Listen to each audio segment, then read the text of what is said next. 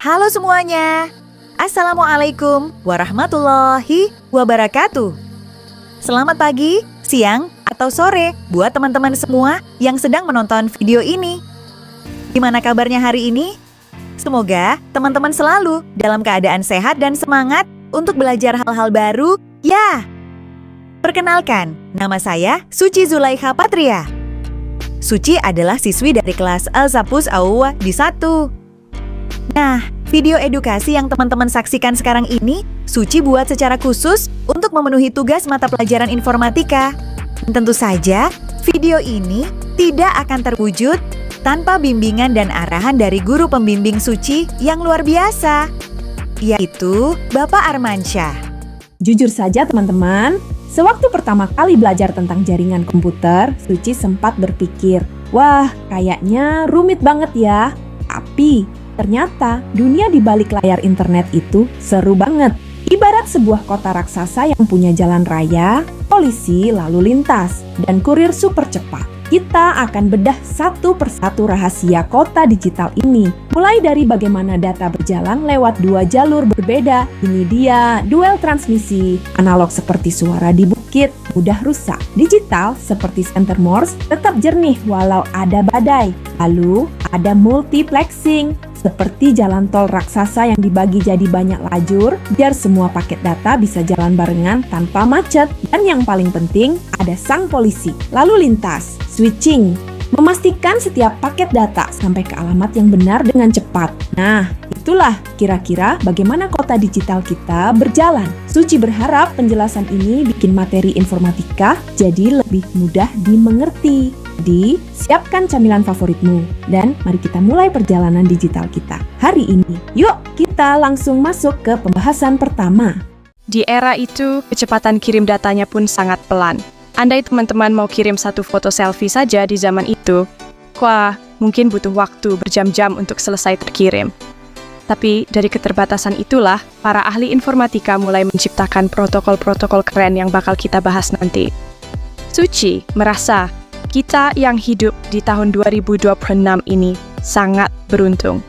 Sekarang kita bisa kirim video resolusi tinggi atau main game online tanpa hambatan.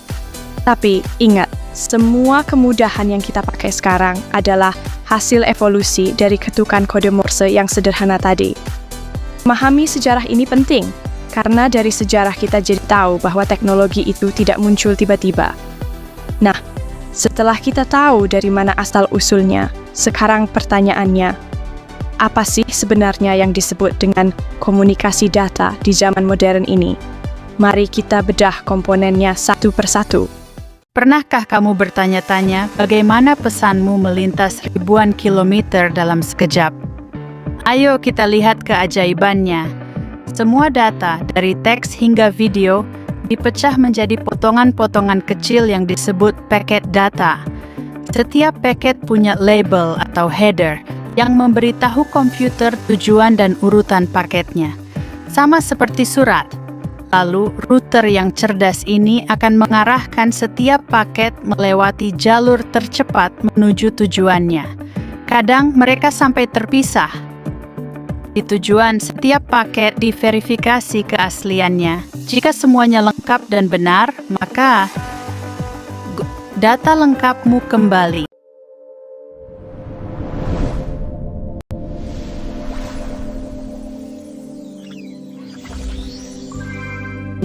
Bagaimana internet benar-benar terhubung?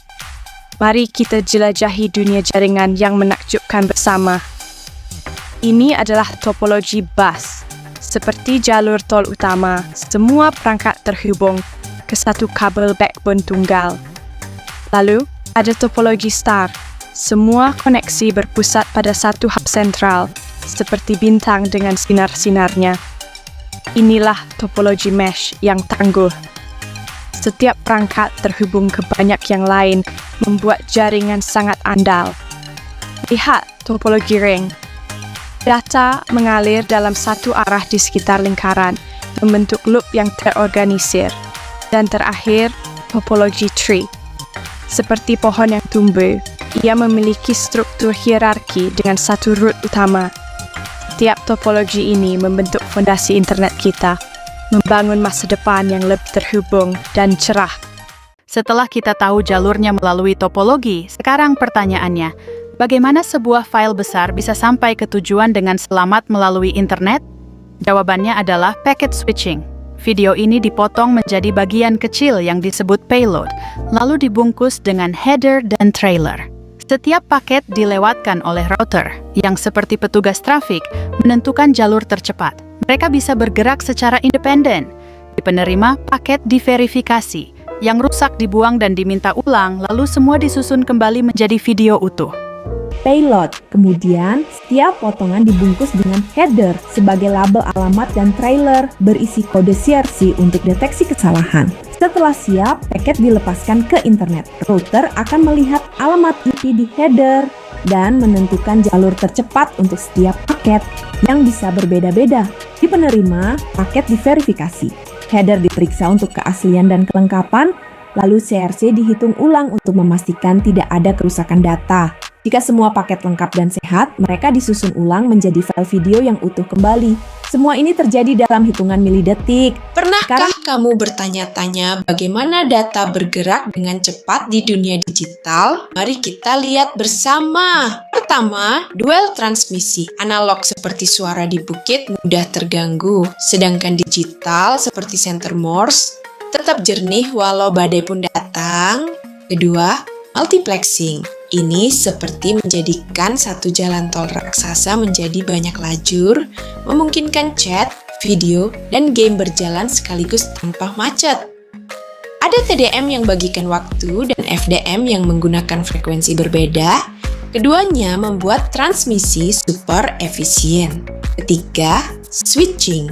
Seperti polisi lalu lintas digital, ia membaca alamat paket dan mengarahkan ke jalur yang tepat untuk koneksi yang cepat dan akurat. Dengan tiga pilar ini, transmisi, multiplexing, dan switching, data kita bisa bergerak di mana saja, kapan saja. Bayangkan kalau kita hidup di zaman ini, kirim satu foto selfie aja bisa butuh berjam-jam. Nasib deh kalau lagi antri buat ngirim data. Untungnya, kita hidup di tahun 2026. Sekarang kita bisa kirim video 4K atau main game online tanpa lag. Tapi, tahukah kalian kenapa internet kadang masih bisa lambat? Perjalanan data nggak selalu mulus loh.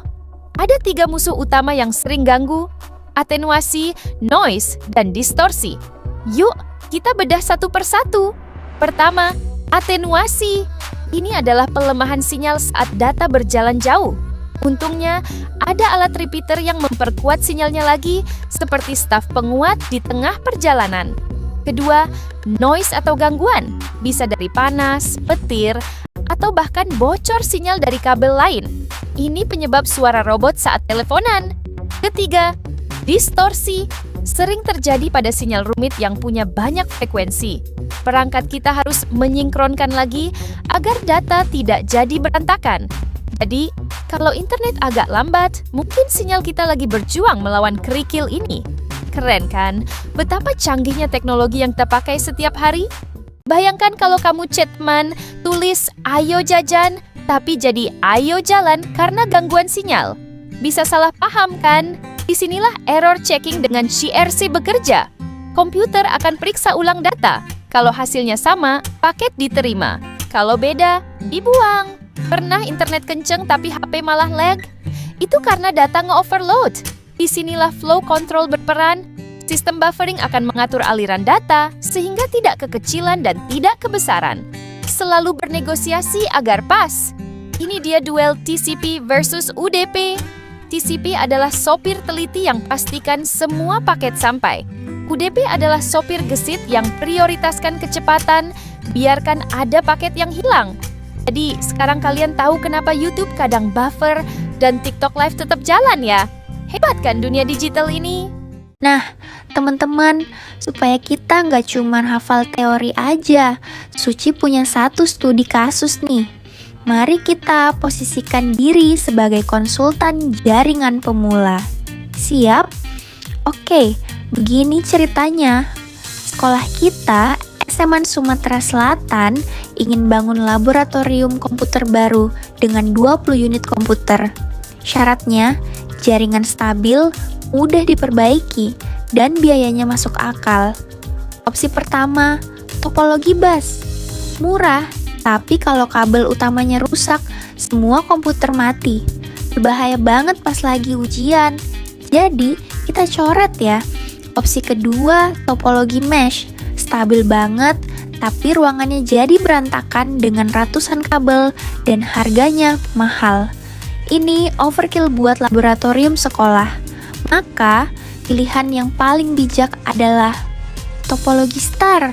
Kenapa? Ayo kita lihat kelebihannya. Pertama, kalau satu kabel rusak, yang lain tetap aman. Kedua, perawatannya mudah. Tinggal cek lampu di alat pusatnya. Jadi, efisien dan hemat biaya. Gimana? Seru kan menganalisis jaringan? Sekarang, giliran teman-teman yang menjawab tantangan dari Suci. Suci punya 2 pertanyaan latihan untuk kalian. Soal 1. Jika kamu bekerja di sebuah perusahaan besar yang membutuhkan keamanan data super tinggi dan tidak boleh ada toleransi kegagalan jalur sama sekali. Zero failure. Meskipun biaya kabelnya sangat mahal, topologi manakah yang akan kamu pilih? Sebutkan alasannya ya. Soal 2. Bayangkan kamu sedang berada di sebuah warnet yang menggunakan topologi star. Tiba-tiba, semua komputer di warnet itu tidak bisa mengakses internet secara bersamaan. Menurut kamu, perangkat bagian mana yang kemungkinan besar mengalami kerusakan? Apakah kabel di salah satu komputer? Atau perangkat switch pusatnya? Coba jelaskan logikanya. Suci kasih waktu sebentar ya buat kalian berpikir. Atau kalian bisa pause video ini dan tulis jawaban kalian di kolom komentar di bawah. Suci pengen banget tahu jawaban teman-teman.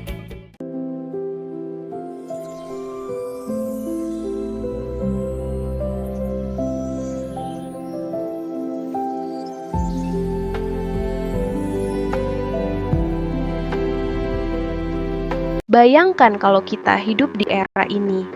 Satu foto selfie saja butuh berjam-jam untuk terkirim. Untungnya kita hidup di 2026. Kita bisa kirim video HD atau main game online tanpa hambatan. Tapi, pernahkah kalian bertanya-tanya, kalau teknologi sudah secanggih ini, kenapa internet kadang masih lambat? Ini karena atenuasi.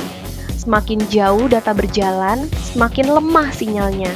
Makanya, ada alat repeater untuk memperkuatnya lagi.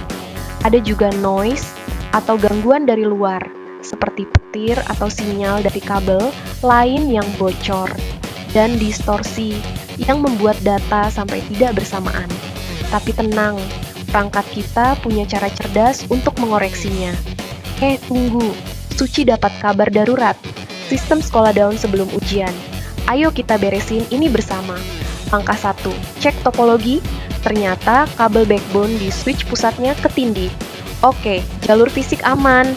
Langkah 2, ada atenuasi dan noise parah karena kabel data di dekat kabel listrik.